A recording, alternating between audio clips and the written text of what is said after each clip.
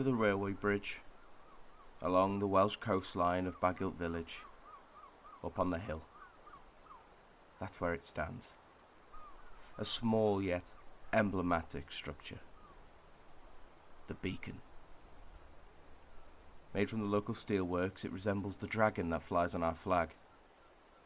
A symbol of pride, power, and courage. It stands at the top of the hill, looking over the River Dee towards England, as if to mark and defend its land, the spirit of the Welsh people. It isn't lit often, but when it is, it's like a ceremony.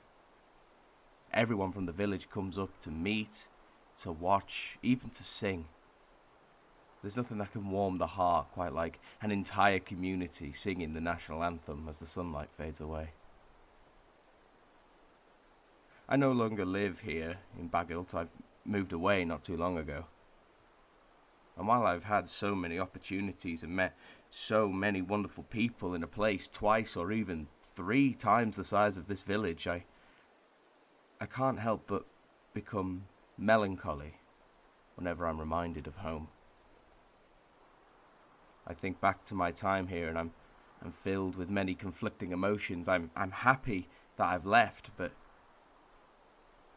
sometimes I just want to run back and never leave again.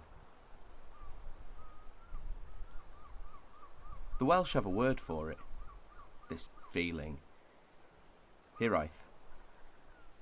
It's a word that lacks a true translation. I think it's because it's not really a word, it's a feeling. How can anyone translate a feeling? Some call it a nostalgia, a longing, a homesickness, and in a sense it means all of them, yet it means so much more. I sit here and I ponder my heritage, my history. You see, while I have a deep love for my country, I can't help but feel disconnected from it at the same time. I don't speak the language, no one does round here, so there didn't seem much of a point in trying to learn it. I never took the time to look deeper, to investigate, or to ask questions about where I'm from. For instance, did you know that Baghilt used to be one of the most important places for lead, coal and iron mining in Britain?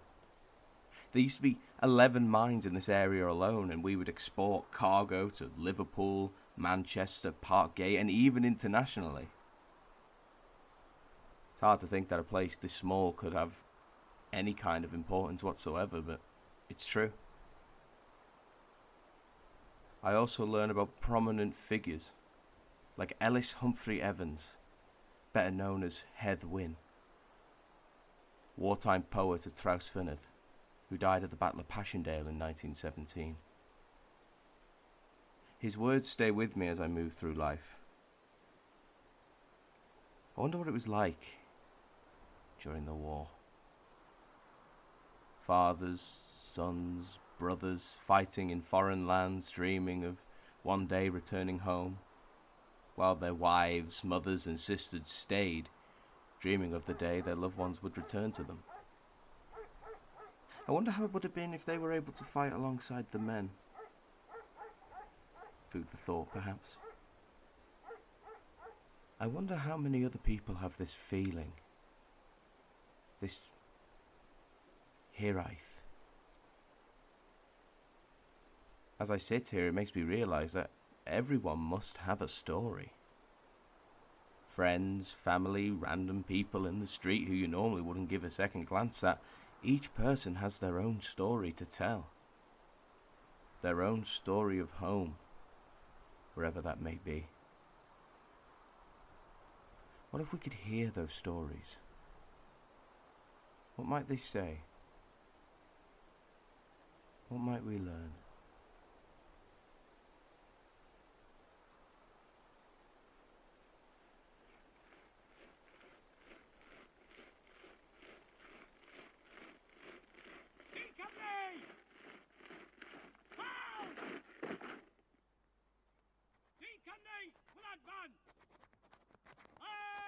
Hyd oes gennym hawl ar y ser, Na'r lliad Hiraeth is chwaith. Na'r cwmwyl o'r ymlich yn hanol y glesni maith. Nid oes gennym hawl ar ddim byd ond ar en ddeo. A honno son yr effyd I gyd yn hanol gogonian dŵ. Evans? Evans? Evans! Sir! Were you even listening to me? Yes, sir. Then what did I just say? For Christ's sake. Sorry, sir. I'm not sure if you're aware, Evans, but we're in the middle of a war. Very much aware, sir. You watch your tone, boy. I'll explain it again for your sake. Our objective is to take the Passchendaele Ridge from the Germans. With it, we'll have a clear view of Ypres and the enemy below. But in order to do this, we first need to take hold of both Gellivelt and Pilklam Ridge. What exactly is our strategy? Our strategy is to wear the Germans down. Look at this map. You see those squares that go along the salient? Yes. We are to hit each of these squares with heavy artillery fire. Throw everything we have at them. Once the bombardment is complete and the Germans deal with it, we'll be able to make an advance in these positions. We are currently stockpiling all the ammunition needed, and we'll be holding rehearsals of the attack, so that everyone knows the procedure back to front to back. Especially you, Evans. We cannot afford any mistakes. Understand? Yes, sir. Rehearsals take place in a week. I want everyone on full alert. We cannot have a repeat of what happened in the Somme. As you were.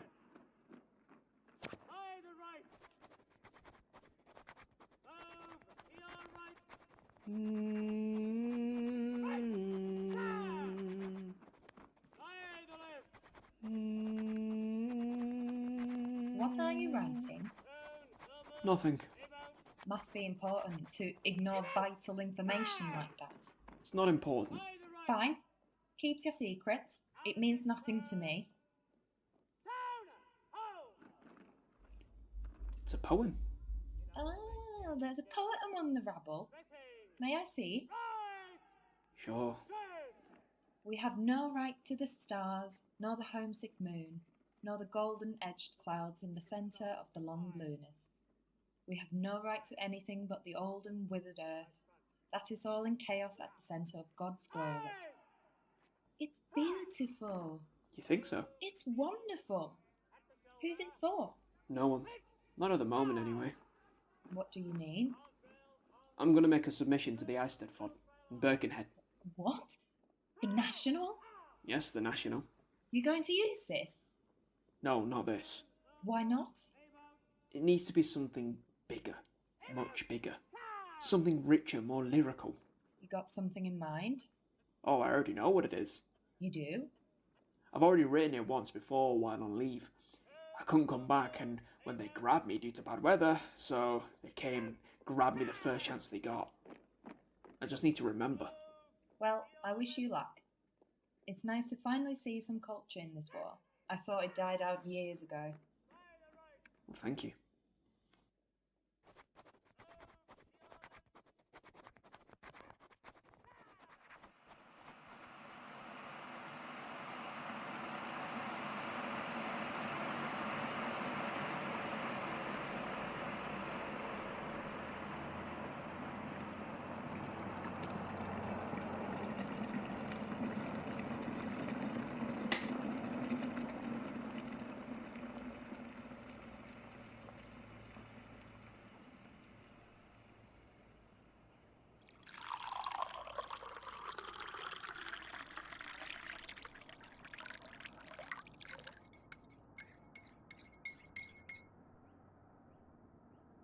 The kitchen.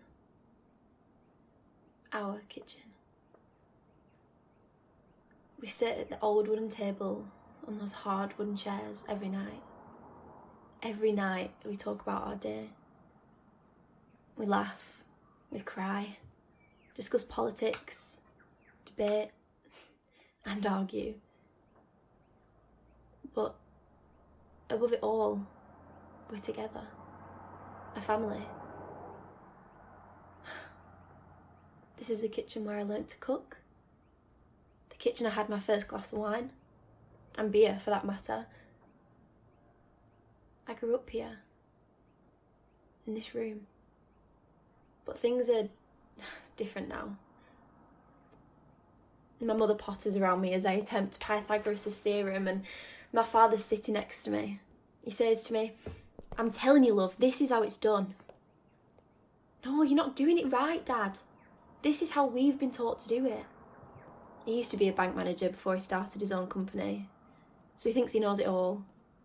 He would always tell me that knowledge is power, and he tells us that if we know our times tables, it'll set us apart from the rest. He barks random equations at us to catch me off guard.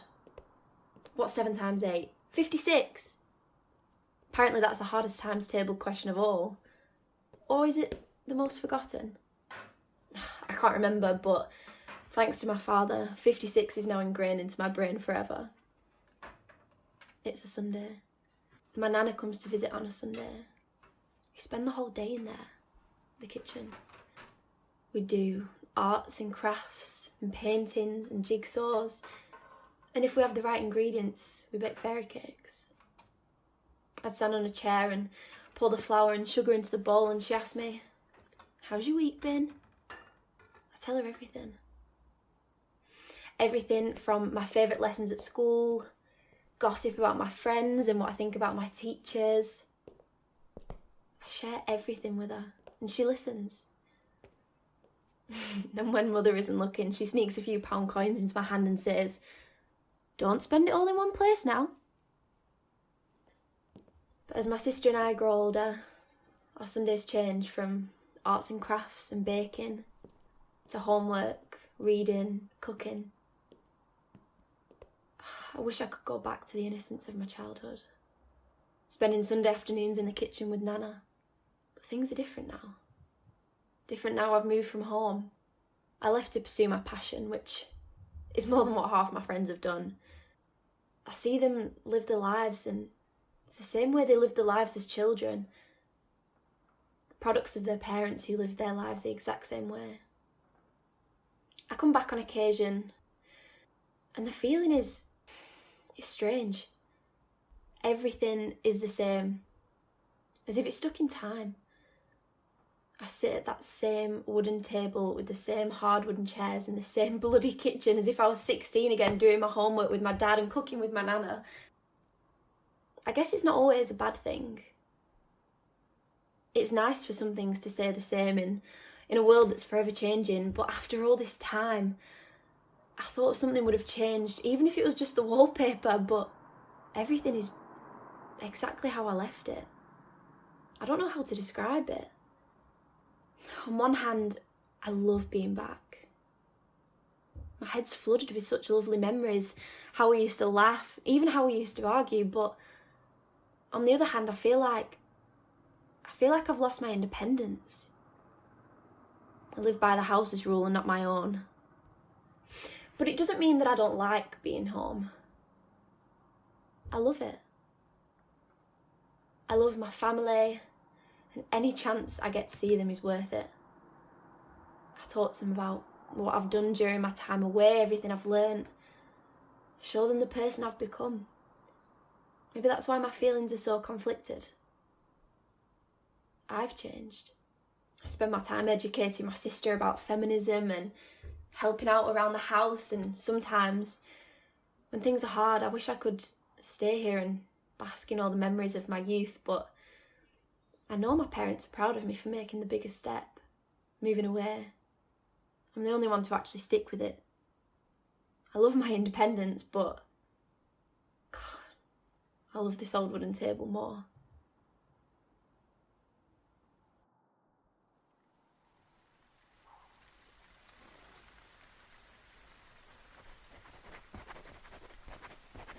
Oddi fewn gwelwyn o'r seddf yn o'r, ac ani o goniaid ddigryn gynor. Elais mewn felsi o môr, a'i dalaeth. O'n ethriad perffaith rhyw hyd pyffôr. O'n o'r oedd dwy cerdded y hewyd, a hoen ag asbri pobyn ianc ysbryd. Nid oedd. Nid oedd.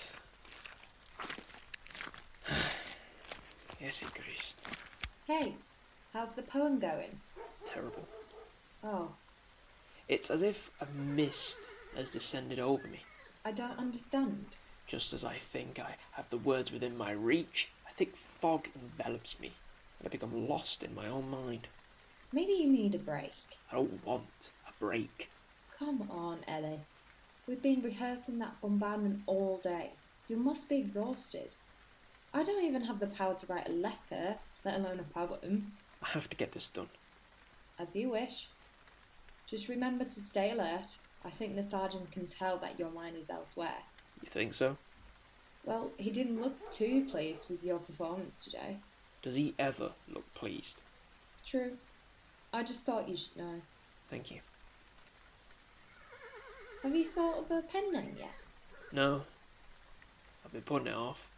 How about Fleur de Lis?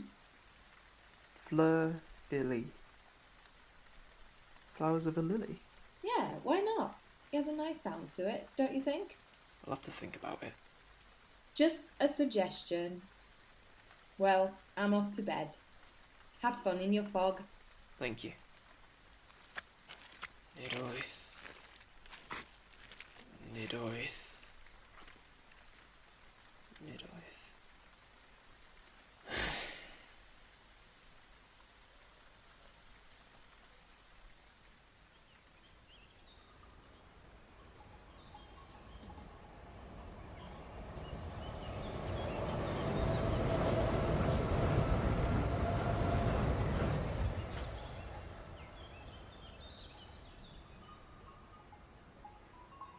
A bridge.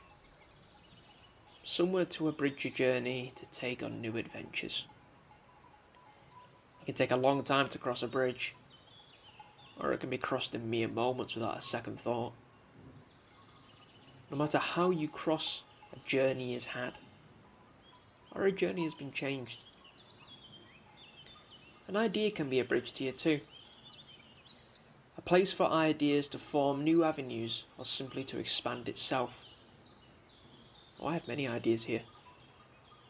I come here to keep a level head, make sense of everything around me. Or to picnic, eat soft sandwiches, drink fizzy cola and wave at trains as they speed by. A bridge crossing is an ever-changing point in space. So peaceful, yet entirely so chaotic all at the same time. Whirring trains and chattering traffic stirred below on and on with seemingly no end. I stand far above the noise. I watch.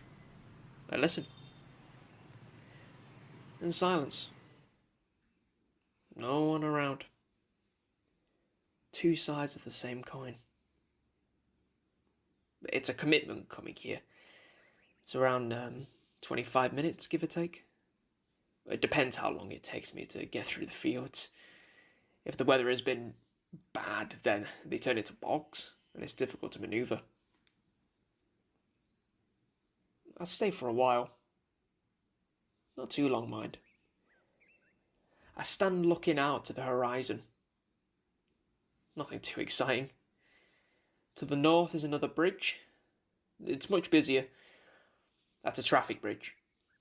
This one is for pedestrians. It's much calmer. There's not much else to see really. Some foliage, some rubbish dashed amongst the gravel, and that's your lot. To the south, it's just fields. I am here. I feel the wind, taste the breeze. My parents brought me here initially, on one of our walks. Never thought much of it then. I was too young. I grow older, and I bring my friends. We chat about life, wave at trains, throw some stones, and shout obscenities, which aggravates the farmer from the next field. I bring lovers here.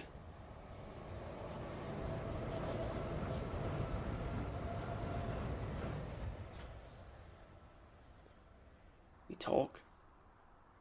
We laugh. We kiss, then shortly after they leave. It's strange. An omen, perhaps? Well, it's been here for years.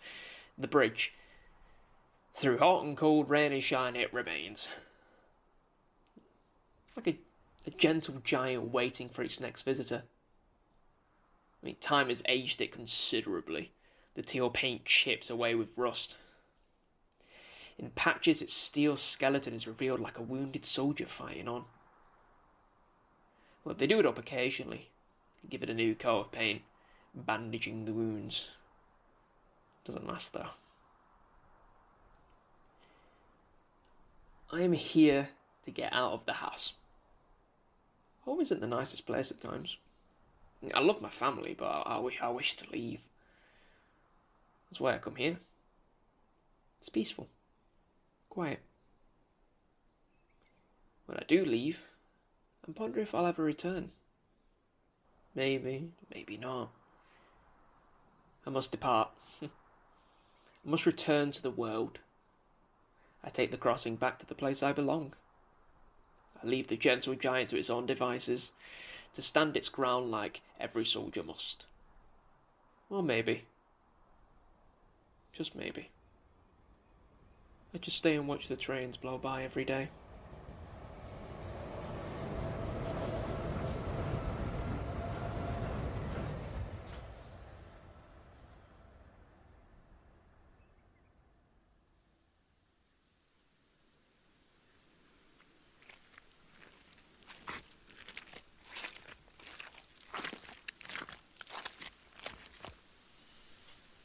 You wanted to see me, sir? You're late, Evans. Sorry, sir. I lost track of the time. I was distracted by... That's exactly why I called you. I don't understand, sir. Oh, I think you know very well what I'm talking about, boy. As of late, your performance has been nothing short of appalling. On every rehearsal this week, it has been one cock-up after another with you. Each time I see you out there, it's as if you can't tell your ass from your elbow. Well, sir, And I think I know where the problem lies. That book of yours. Which book would that be, sir? Don't you dare get clever with me, Evans. You know damn well which book I'm talking about. The one I see you writing in every chance you get when you think my back is turned. What are you writing? Tell me. It's clear that it's more important to you than whatever is going on here. Well? Answer me! It's nothing, sir. Just some letters to people back home. That's all. It's people like you that get good men killed. I told you that I wanted everyone on full alert. If something goes wrong during this operation, even the slightest misstep, then it would have been all for nothing. We might as well have been singing Kumbaya for all the good it would be worth. We all miss home, but we have a duty, and I won't let one boy with his head in the clouds be the cause of our failure. It won't happen again, sir. Promise.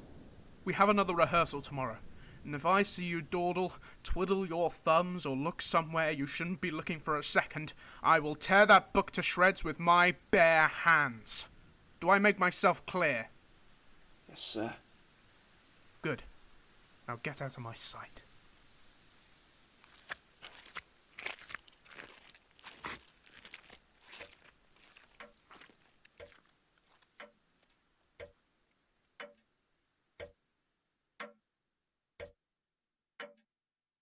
I am home.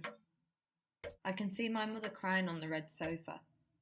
She didn't realise, again, that you can't say the first thing that comes to mind.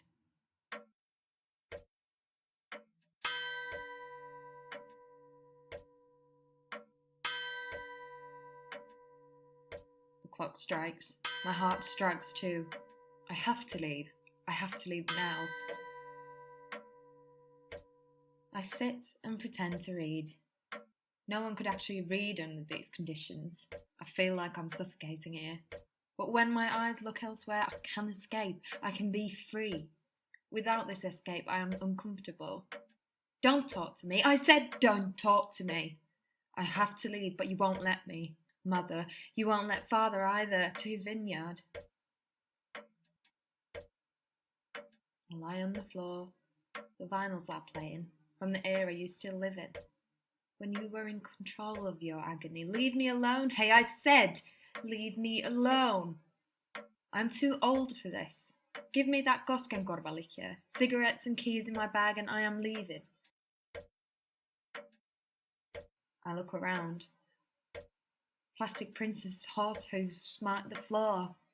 From the toy shop. When you pack your holiday bags and argue, I curl up on the rug and play with my toys. I love. No, I suffocate. No, I love. No, I suffocate. No, I love. But I suffocate. You have to be like this. No, like that. No, like this. No, like that. No, like this, and stay like it. Even when you're 25, I will tell you what matters. Be with whoever you want, as long as they're a white cis male. Screw your art. Pay your bills. You have no anxiety. It's just finished melancholy. You won't understand. I've been boiled in many soups.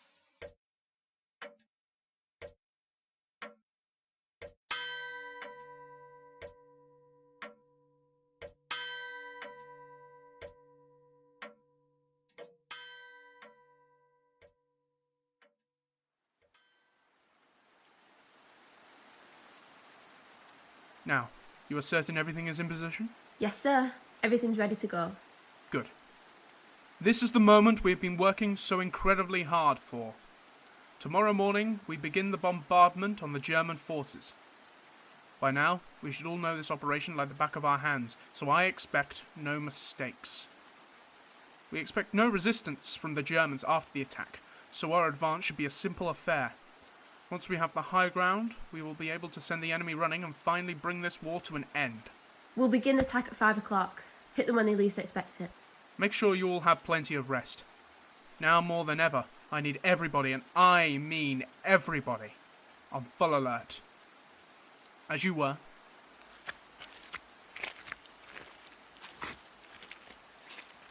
Do you think it's true? Do you really think we can finally end this war? What does it matter? Eh? Win, lose, it doesn't make a difference. More men will die tomorrow no matter what the outcome is. More bodies to add to the ever-growing pile. We might get to go home and see our loved ones again. But what about those who can't? What about those who gave their lives fighting for... In fact, what are we fighting for? Why are any of us here? I could be at home. I could be working in the greenest fields and sitting by the bluest stream smelling the cleanest air. I could be at the pub, drinking the most refreshing beer, and all my friends would be there. They'd still be alive. All of them. I could be at church, singing with the whole village. I'd give anything to be in that tiny village. But instead, here I am, in the middle of a war, in the piss-pouring rain, killing innocent men for king and country. There's nothing just in this. A waste of life. That's enough, Evans. I just think that... I've said enough. Like it or not, we have a duty. Now, I highly suggest you get some rest and keep your thoughts to yourself. Once we win, you'll be back at home soon enough.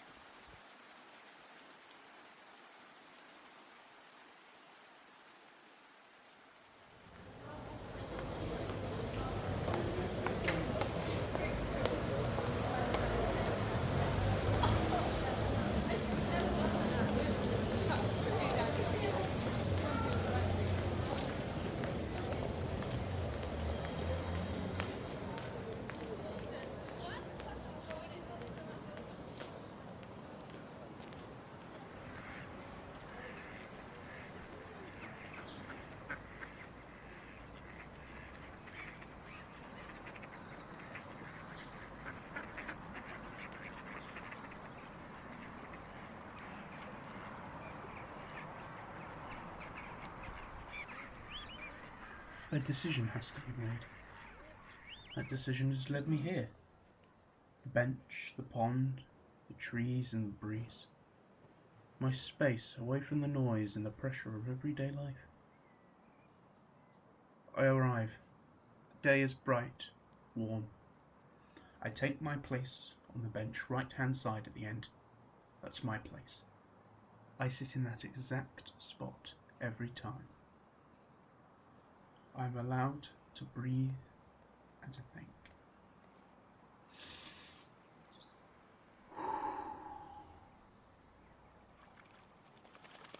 I don't want to let anyone down.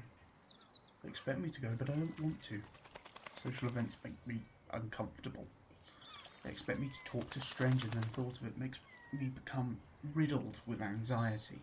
It's hard to relax, and I'm incredibly tense. My breathing is erratic, and I just want to roll myself up into a ball and be as small as possible. So you might not think this about me, but I'm not exactly the most sociable fellow. I prefer my headphones and my phone to most individuals in my life. I like to block other people out, rather than letting them in. I am here by myself, just how I like it. No one to question me, no one to judge me, and no one to pressure me into making any decisions. This solitude allows me to make my own choices. That's why I chose this place. It's silent, it's isolated. It gives me the chance to think everything through, the pros and cons and the what ifs. This is really important to me. Without it, I can't process enough information, and I might say the wrong things to people and upset them. I don't want my parents to be upset with me. Well, I say my parents, I mean Mum. She knows I'm not comfortable around people. She insists it's important for me to be there. My dad is... well, my dad. He's a little more laid back about this decision. He's not really fussed. We're similar, me and my dad. We prefer to keep our heads down, not draw attention to ourselves, and get on with things. Mum understands why I need time, but Dad gets it. Does that make sense? I wish my mother got it too. She's not a bad person, don't get me wrong. She only wants what's best for me, but I think she forgets how I need to do things. I need more time.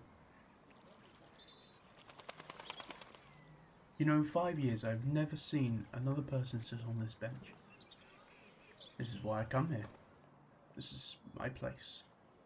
Yes, other people know of it. It's just a public space after all. But no one really notices it. I sit here, and I am invisible to the world. Invisible in plain sight, hidden away. I have time to think without interruption. Everyone needs a place like this, somewhere away from responsibilities, business quotas, reports and deadlines. Somewhere to collect themselves and think things through properly and calm yourself down. Somewhere where you can just be you.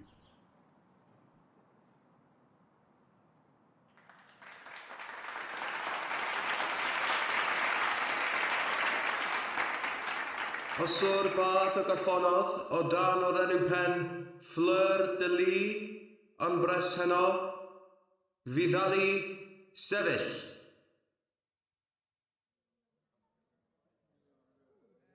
Osor bath yr gaffonodd o dan o'r enw pen Fleur de Lis yn bres heno, Fidali sefyll, os gwelwch yn dda.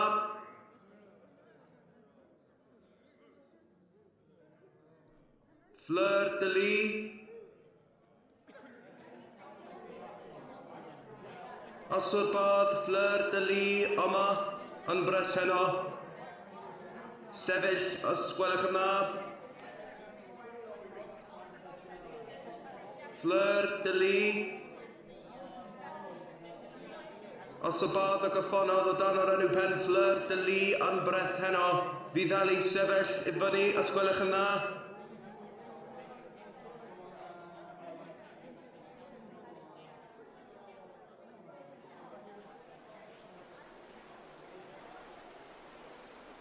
So many stories. So many memories. I best get going. Can't be back too late or Mum will have a fit. Yes, even at 22 I have a home time, who'd have thought? I have to leave again tomorrow. It's never easy having to leave, as I never know when I'll be back. It's difficult to organise with work and other commitments. But at the same time, home is never far away. I may be halfway across the country, but I'm not alone. Whenever I need some home comforts, even a quick phone call can make me feel better. Maybe next time I'm here, I could see the beacon being lit. See the community in one place. We could be together. We could watch together. We could even sing the national anthem together as the sunlight fades away. That would be nice. I guess it doesn't matter where you go in life, how far you travel, or even how often you visit. Home is home. And it'll always be there to welcome you back with open arms and a loving heart. Everyone has a story. Everyone has a place. Maybe we should talk about them more.